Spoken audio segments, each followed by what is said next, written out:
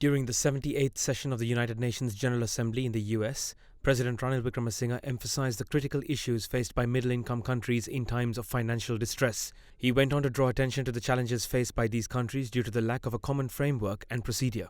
Taking Sri Lanka as an example, President Wickremesinghe explained how the declaration of bankruptcy had brought all external financial dealings to a standstill, potentially leading to a major political crisis. Excellency Ranil Wickremesinghe to deliver a keynote address.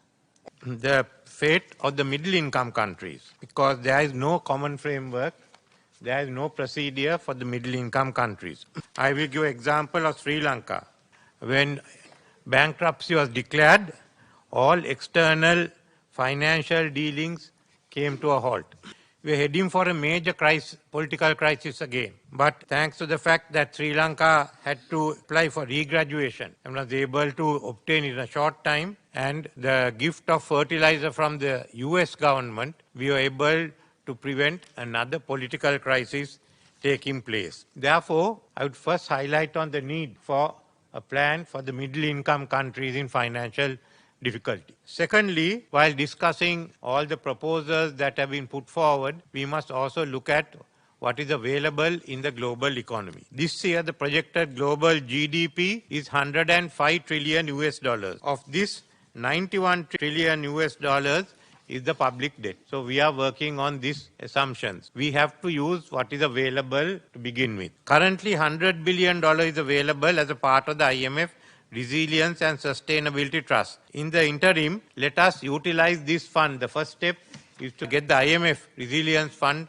to start functioning. Then the Secretary General's SDG stimulus calls for $500 billion to be made available annually to developing countries, as well as converting short-term lending into long-term debt at lower interest rates. This still has to be realized. So we must now focus on making a success of the programs, of the proposal put forward by the Secretary General. I will also say, while this is available, there are two other proposals that were made here. One is the World Bank proposal to ease out subsidies on fertilizer and fuel.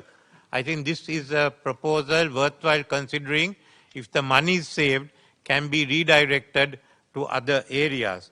Secondly is the WTO proposals on trade finance. Yes, that's needed. We have to ensure that there is money available for expansion of our export. Then, while we go into these issues, which will take time, you can't rush into it. What is the relief that we can give people? There, I would recommend President Ruto's proposal on writing off or giving relief of the low-income countries. I know there are genuine concerns of the creditors, which we must take into account. But I would recommend that we focus on President Ruto's proposal and we build on it. There has to be concrete relief available to the low-income countries.